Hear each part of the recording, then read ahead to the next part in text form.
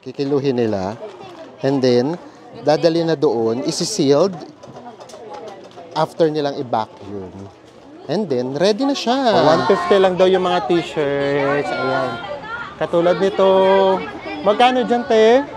150 lang. Ayan. Ito naman yung 1.8. Ayan. So, ayan. Ganyan siya kapag kahawak. Usually, ganyan naman yung mga pinaparada sa atin, di ba? Yung sa mga prosesyon. Ito yung sinasabi namin sa inyo, guys. Oo. Nagno-no limit tangere sila. Ayan, nagsushoot sila. So guys, ito na naman yung katangahan namin. Kaya parang sasabi ko, nasa si Jose Rizal, ganyan. Sabi, wala ko si Rizal. Nakalimutan ko, no limit tangere. Hindi nga pala yung si Rizal. Si Ibarra nga pala. Kala ko, apakasyon ka talaga namin sa history. Hello, Malgoers all over the world! Nandito pa rin po tayo sa may Cebu City. Kung kahapon napagsarhan tayo ng Fort San Pedro, ngayon, nandito na tayo. And of course, itong episode na to para to doon sa mga kababayan natin na nasa ibang bansa na lagi nagme-message sa amin kung saan ba makakabili ng mga pasalubong na pwede nilang dalhin doon sa may abroad kapag nandito sila sa may Cebu City. So ito, para po ito sa inyo. Pero syempre sa mga hindi pa po nakasubscribe dyan, please do subscribe, i-like at i-follow nyo po kami sa aming mga social media accounts. At kung gagamit naman po kayo ng Klook, ito po yung aming promo code para magkaroon kayo ng up to 5% discount. Ano pang gagawin? Tara na, go with me, Mel. I just want us to go. Hello everyone!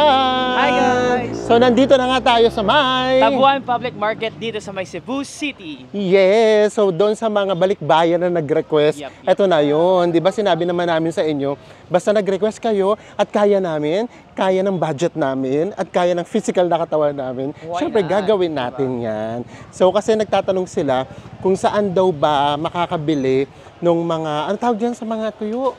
Danggit, mga dried fish, para daw dadalhin daw nila, pagbalik nila from dito sa Pilipinas, dadalhin sa may abroad or ipapasalubong. So kaya nagtatanong sila kung magkano daw yung presyuhan. So titignan natin. Hello po. 750. Ilan? Okay na siya i-dalon sa airport? Oh, siyempre. I-vacuum? Yun ang ginagawa namin. I-vacuum na siya daw. So ayan. Sealed siya. Oh, ayan. So ayan, katulad nito, yung danggit dito, 750 sila na daw yung magsisealed. So ready na siya ipadala or dalhin from Philippines going to abroad kung nasaan man kayo. So hanap pa tayo, ikot-ikot pa tayo. Tignan pa natin kung meron pa tayo ibang price na makikita. At saka ano-ano yung mga uri ng mga isda na nandito or yung natuyo. O katulad nito, ito yung danggit. Magkano po dyan, te? Yung danggit na unsalted, 750 lang per kilo. 750 per kilo. And then, ano po tawag dito, te? Special na pusit. Special pusit, magkano po dyan? Ito is 1,150 lang. 1,150. Ano po? Ito yung tosino na pula. Tosino na pula. 650 lang ang kilo. 650 kilo. Yung tosino na pula. Ayan naman po, tosino na po tawag dyan. Papa. 950 ang kilo. Ayan, 950 ang kilo. Opo. Ito naman yung buto niya. Okay po. So, ayan guys, katulad nito, kunwari, dadalhin nyo siya sa may abroad, ayan o, ibabacuum na nila yan, tapos ipapak nila yan. Kikiluhin dito, ayan, kikiluhin nila, and then, dadalhin na doon, isi-sealed, after nilang i-vacuum. And then, ready na siya. Pwede nyo na siyang dalhin abroad. Bukod sa mga dried fish, pwede rin kayong mamili rito ng iba't iba pang klaseng pasalubong. For example, itong chicharon, originated to sa may karkarte, no? Magkano po yung ganito? 800 per kilo. 800 per kilo. Hindi, mga 1/4 siguro. 1/4 lang to. Ganito na. Actually, marami na rin siya. And then, ito, meron pang mga ganito. Dried mangoes. Magkano po yung dried mangoes nyo? 65 pesos. And then, meron ding biskotso. Yung biskotso nila, magkano po dito? 80. And then, ito, piya. Magkano po dito? Ano sir? 90. So, ibig sabihin, kahit hindi siya specialty ng Cebu, meron din dito, no? Oo, for example, saan ba tayo napapasan? Yung cubes. Ito, saan po siya originated? Dito rin sa Cebu. Magkano po yung ganito? Ano, 150. Ayan, 150 mango cube siya. Ito daw yung pinakabago. Ayan. Ito po. Ito po. Ito. See, ito yung sinasabi namin sa inyo. Kahit hindi siya originated sa Cebu, makakabili rin kayo dito. Hindi nyo kailangan pumunta ng Bacolod. Meron daw dito. Oh. Magkano po dito? 150. Ayan siya. From Bacolod. Ayan. Yung otap nyo po. Yan, sir. Ano, Siyam. 170. Saan po ito originated yung otap? Dito talaga siya. So, ayan. Otap. Magkano po? Sorry po. 170 po. 170. Ito masarap siya, in fairness. May piyaya naman, sir, na ano, originated from Cebu po talaga. Alin po Yan, dito? yes, Ito. sir. Ito. Pero mas lesser price po siya, sir. Ay, mas mura siya. Magkano po dito? 3 for 100 lang. Oh, 3 for 100 lang. So, tayo, di ba, kapag nagbabakasyon tayo, mga office mate natin, pag uwi, gusto merong pasalubong. So, ito, 3 for 100, tatlong office mate nyo na kaagad yung mapapasalubungan ninyo. So, yeah. So, bukod dito sa mga dried fish na to, meron din ditong iba't ibang klaseng delicacies na pwedeng mabili dito sa market na to. Kaya, super popular to sa mga mahilig magpasalubong. Ayan. So, thank you po, te. Maraming salamat dito po. Dito tinatali yung mga chorizo. Ayan, oh. Actually, malinis siyang tignan kasi nasa may loob sila, parang isolated. Ayan siya. Ang galing, oh. Si Kuya, ang bilis, oh. Tinatali niya. Ayan. Tapos, dito naman siya ginagawa. Ayan siya. So, ito pala yung pinakabalat ng chorizo. Ito yung pinakabalat ng chorizo. Tapos, lalagyan nila ng laman. And then, pag nalagyan na ng laman, ayun na. Itatali na siya dito. Ayan. Malinis talaga, guys. In fairness. Ayan siya. Actually, yung chorizo yung pinaka-favorite ko na pagkain. Actually, kahit naman di sa Cebu, no, meron laging kaming chorizong nakakainan. And then kapag kumakain kami, talagang lagi kaming bumibili ng chorizo. Tara, magtanong tayo. Try natin. Hello po, magkano po sa may chorizo nyo? 200, sir. 200 po. 1 kilo na po yun. Thank you po. Sayang, katulad niyan, yung chorizo dito, 200, 1 kilo na. So, mura na yun, guys. Kasi kapag kumakain kami sa labas, minsan nagre-range siya ng 30, no, or 50. Ano lang siya, 5 piraso or minsan 4 lang na maliliit.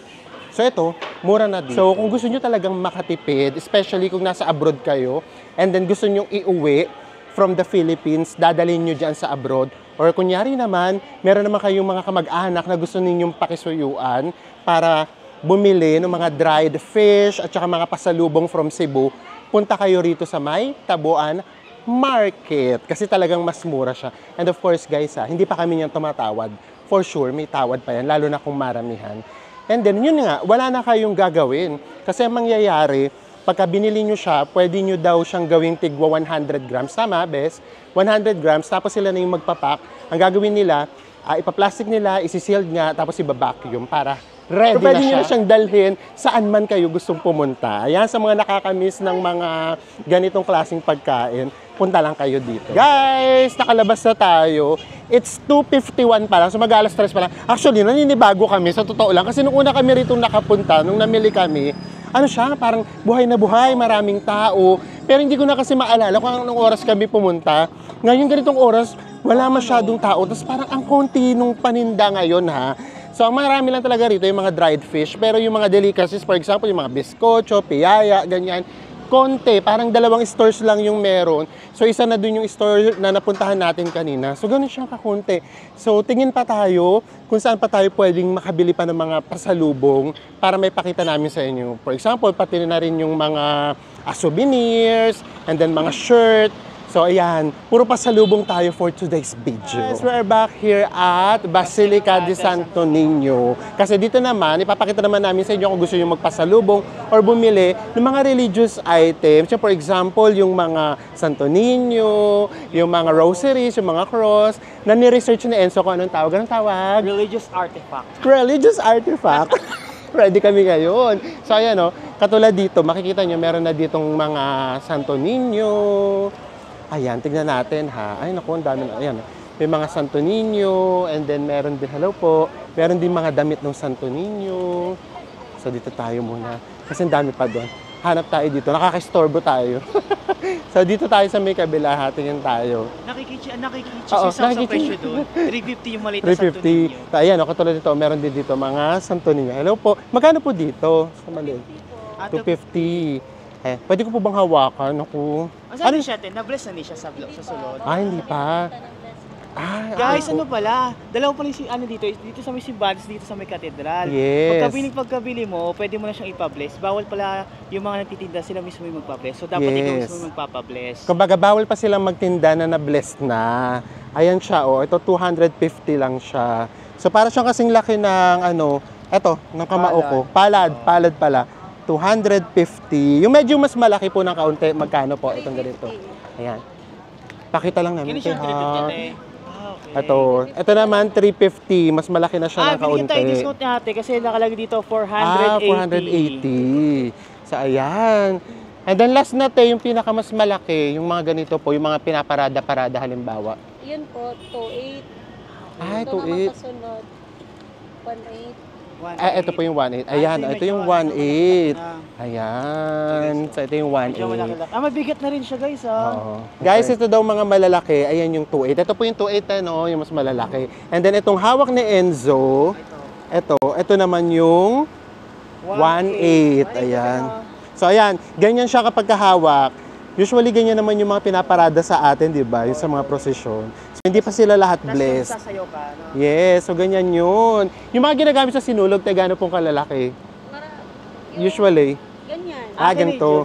So, ayan, yung mga ginagamit daw sa may sayaw sa sinulog, ganito daw. Ayan. So, dito lang yan, sa may labas lang yan mismo ng Basilica de Santo Niño. Ito yung Basilica de Santo Niño, tawid lang kayo, eto siya. Ayan. Dito kayo kay ate bumili. Mabait si ate. Guys, tapos lakad lang kayo dito ng kaunti. Hindi kayo magugutom kasi marami ritong kainan. And for sure, mas mura sa mga ganitong lugar. Dito mga kumakain yung mga locals, kaya mas mura talaga dito. Try natin magtanong ng pasalubong kung magkano. Magkano po sa ganito nyo? Magkano po? 50 pesos, guys. Yung banana chips. Banana chips tawag dito, di ba? So, ayan. So, dito din. Yung PI, magkano? Alin? Yung ganito po, Tia, magkano po? 100. Thank you po. So dito, meron ding mga ganung pasalubong. Pwede rin kayo dito. So kung ayaw nyo magpunta na doon sa may market, ano yung pangalan ng market? Alam mo, Tabuan Market, pwede din dito. So tara, lakad na tayo, guys. Mas mura din sa may Tabuan Market. Kaya lang kasi, mas mas tagu yun. Unlike kasi dito, hindi na kayo mag-e-effort. Ang difference niya, 10 pesos. Baka kapag maramihan naman yung bibilin nyo, syempre, baka meron din yung mga discount. So, try pa natin kung makakapagtanong pa tayo. Kasi, ang konti ng choices ngayon. Ay, teka nga, tanong nga natin tong cross. Hello po. Magkano po dito sa ganitong cross? Ibigay ko lang sa iyo 500 pesos. 500 pesos. 1, 2. Ayan. Guys, yung cross, 2 dangkal, 500 pesos lang. Thank you po, te. Ito rin, may mga bilihan din dito ng mga mga pasalubong. Yes. Magkano po dito sa may piyan? Okay. 100 po. Thank you po. So, same. 100 dun sa kabila, 100 din dito. Doon sa may Tabuan Market, 90 pesos. Mas mura. Ayan, guys! Pati yung presyo ng mga religious artifact na tanong na natin. So, pasok uli muna tayo dito sa may simbahan. Para lang, syempre, ulit. Hello po. Bigay-pugay lang ulit. So, ayan. O, diba? 2 magkasunod na araw na kaming dumadaan ng simbahan. Next naman natin hahanaping pasalubong for you. Yun namang mga t-shirt. Ayan, isa din yan sa mga pinapasalubong natin. So, nagtanong kami, tumawid tayo. Ito yung Magellan's Cross. Tapos ito, City Hall. Dito lang. Tawid lang kayo dito. And then, titignan natin. So, mukha namang meron na kami nakikita. Let's see! Puro pasalubong na nga dito. Ayan, katulad nito yung mga bags na may nakalagay na Cebu. Magkano po dito, boss? 150 pesos lang, guys, Itong ganito, 150 pesos. Ayan. 150. 4.50. Ito yung, ang tawag dito, keychain. Yes, keychain. Yung mga ref magnets naman po. Tatlo, 350. Tolos kwenta. 350. Tapos yung isa pong klase na magnet, yung merong 25. Ayan. Pwede na 60. So ito, guys, mas mura dito. Oo, pagka doon kayo sa may Magellan's Cross bumili, meron kami nabilan kahapon, di ba? 6 ang 100. So, mas mura dito guys. Oh, 3.50 lang siya. And then, mas maganda yung quality niya. Kasi ito yung talagang ref magnet na dinidikit. Ito yung naka-flat. Unlike yung nabilan natin, di ba? Talagang meron siyang magnet na bilhin. Ito naman, oh, mga t-shirts. Oh, 150 lang daw yung mga t-shirts. Ayan. Katulad nito. Magkano dyan, te? Oh, 150 lang. Ayan. Pampasalubong. Thank you po. Ayan. Yung mga colored po, magkano? Yung mga colored naman, 180. Ayan. May mga sinulog na t-shirt. Ayan. Sa kahabaan na to, puro naman dito mga souvenir items. Ayan nga, mga t-shirts, mga ref magnets, tapos meron ding mga bags. Yan. So, dito yon. Dito kayo nung makakakita. Guys! So, ayan ha. Walkathon kami ng walkathon for you guys. Sabi nga namin sa inyo, ano yon? Pag nag-request sila, basta kaya ng... Kaya ng katawan, kaya ng... budget.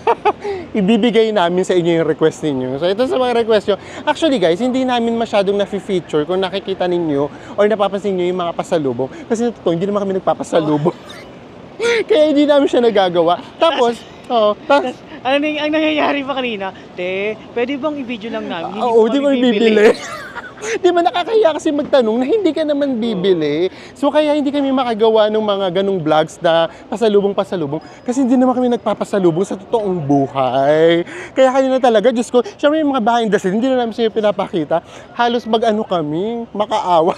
Tapos, ang ginagawa natin, sige ako bahala, bibisiyain ko para mas ma-soft yung datingan para payagan tayo. Yes. So ngayon naman, dahil kahapon, napagsaraduhan tayo ng Fort San Pedro.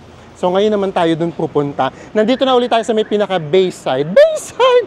Ayan o, nandito ulit yung bridge. The longest sea crossing bridge in the Philippines. So ngayon, lakad lang ulit tayo. Punta na tayo sa may Fort San Pedro. It's 4:20 p.m. So sinigurado namin na aabot talaga kami ngayon dito sa may Fort San Pedro. So pasok lang kami. And then pagpasok namin, nahanap kami, kakalkal kami ng history na pwede namin basahin sa inyo. Oo, ganun lang naman yun. So ganitong oras, so nakita nyo, oh, diba? Yung parang mga plaza talaga, napapakinabangan talaga ng mga estudyante, ng mga bata, ganyan. So actually, itsura naman ito, para rin naman siyang intramuros sa atin. Ay, hindi, may trivia pala sa Enzo. May pasok mo na yung trivia mo. Ano to? Yung Fort San Pedro. Ito yung... The oldest fort in the Philippines. Ay, not just oldest, guys. Oh. The smallest and oldest fort in the Philippines. Oh, di ba? May entry ka agad sa Enzo. So tara na, pasok na tayo and tingnan natin kung magkano yung entrance fee. Ang entrance niya ay 30 pesos each. So yes, ganun nga din yung vibe niya. Para nga rin intramuros sa atin sa may Manila. Tapos ayun guys, so, merong parang mga... Hindi ko alam kung ano ba sila, estudyante ba sila, or dito talaga sila. Ayun, mga naka-Filipiniana. Tapos sa background, naririnig nyo ba? Merong tumutugtog na parang parang folk song. Folk song ba tawag doon? Oo. So, pero syempre hindi namin sa inyo pwede parinig. Ayaw ni YouTube dyan. So, lakad lang tayo. Ayan guys, so, di ba? Merong sumasayaw dito, oh, parang folk dance. And then dito sa may kabila, meron din. Hindi ko alam kung parang mag-aano sila, play. Ayan, oh, mga naka-costume din sila. Ay, ang ganda ng view dito sa taas, guys. Alam niyo kung ano yung maganda rito, ano yung nakakatuwa? Ang daming foreigners. As in, ang daming mga Koreans, ganyan. Ang daming Westerner. Yun yung nakakatuwa. Ang dami talaga. So, ibig sabihin, buhay na buhay talaga ang tourism dito sa may Cebu City. Here's the view! Ito yung view natin, guys. Nandito tayo sa may itaas. Ayan siya. And then, pagtingin nyo dito sa ibaba, ito yung magiging view natin. Ganda. Diba? Pero yun nga, very intramuros vibe naman siya. Ayan guys, lakad-lakad lang tayo. Ayan, diba? Mga naka-costume sila. Mga student yata sila. Hindi ko alam kung project nila yan. Lakad lang tayo. So, ganito lang siya kalit, guys. Actually, isang ikot lang siya. Kaya nga, sabi ni Enzo, ito ay ang... The smallest fort in the Philippines! Ayan guys, katulad nito, oh. Koreans. Ang dami talaga. Actually, para silang nag-group tour. Mamaya, makakasalubong uli natin sila. Kasi nga, isang ikot lang naman to. Ayun yung maganda rito. Parang merong mga joint tour.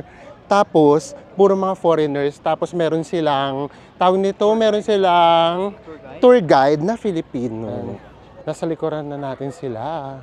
Ang mga Koreans. We love Koreans, di ba? So, nandito na tayo. Wala na. Naikot na natin siya, guys. Yun nga siya. Wala pa siyang 10 minutes. So, ayan. So, ito lang yung ganap dito. Sabi nga namin sa inyo, pagdating sa history, i-google nyo na lang yan. Apakatamad din daw namin magbasa yun. More on sightseeing lang tayo, guys. Ay, ito yung sinasabi namin sa inyo, guys. Oo. Nagno-no-limitangere sila. Ayan, nagsushoot sila. Oh. Ayan si Jose Rizal, diba? Hi, hello po. Nasaan po si Jose Rizal? Hi!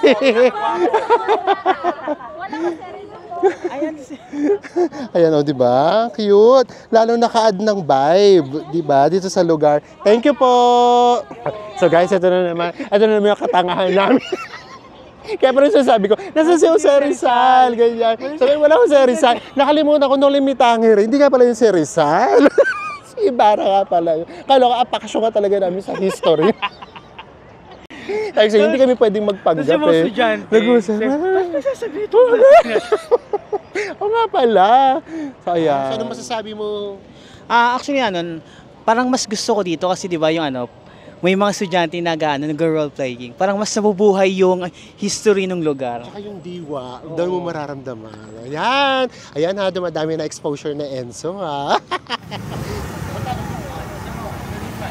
Guys, bumalik na ulit tayo dito sa may night market, sa may food park. Kasi may chill na kaming budget. Charot! Oo, ganun din ba kayo? Kasi 9 days yung buong trip namin ngayon, pang 7 days na namin. Kumbaga sa travel namin, ito na yung pecha de peligro. Ito na yung kailangan, nagtitipid na kami para hindi na kami mag-withdraw.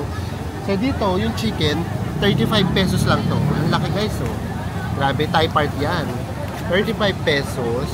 So bumili kami ng 4 na piraso, tag-2 kami ni Enzo. And then mamaya papakita namin sa inyo. Nagpaluto kami ng pansit canton. Ganon, oo. So kung nakaraan, bongga-bongga yung pagkain natin. Actually, hindi nga yung kagabi. Pakinain lang namin 400 pesos lang. Kasi ngayon hindi na kami nag-soft drinks. Ito na, meron na kaming baong tubig. Pecha de peligro na, guys. Shipid na tayo para umabot tayo sa finish line. Guys, ito na yung ating pansit canton. So, ayan. Ito yung diskarte namin kapag pecha de peligro na ng travel namin. Ang kaibahan kami, pinapakita namin sa inyo. Kayo, ano ba diskarte nyo? Kapag sa may picture, sa mga reels, Starbucks. Tapos pag uwi ng hotel, corned beef na, or may baong kayong ano tawag doon? Century tuna? Or tinapay. Actually, ganun din kami. Minsan may baong kaming tinapay. Or, di ba may mga bakery, lalo na sa may probinsya, sa mga ganito, may mga kababayan kami, ganyan. Para kapag ka nagutom, di ba? So, ito yung mga namin, discarte namin. Kayo, wag na kayong mahiya. Sige na, ano yung mga discarte nyo kapag ka-pecha de peligro na ng travel ninyo? Kapag kayo malapit nang umuwi, ano yung ginagawa ninyo para umabot kayo sa finish line, makabalik kayo ng Pilipinas or ng Manila? Kaya sa nakakamay na naman tayo. So, di ba, kakamayin natin yung pansit canton. Sarap yan ang pansit canton, lalo na kapag kami eggs. Kung hindi kami bumili ng fried chicken, malamang may eggs kami. Diba? Ayaw ni Enzo, gusto yata Hindi, okay sa akin. Masama at alam, gusto yata buffet na naman. Hindi, ito pa, kahit rito, masarap. So sana po na-enjoy nyo po ito. Ito na po yung last vlog natin dito sa Cebu. And then, bukas naman, ibang destination na kaagad tayo. Sabi namin sa inyo mahaba-haba yung papanoorin nyo ngayon, marami-rami. At iba-iba talaga yung lugar. Sana po na-enjoy nyo at magkita-kita po ulit tayo sa mga susunod pa natin travel vlogs. Bye everyone!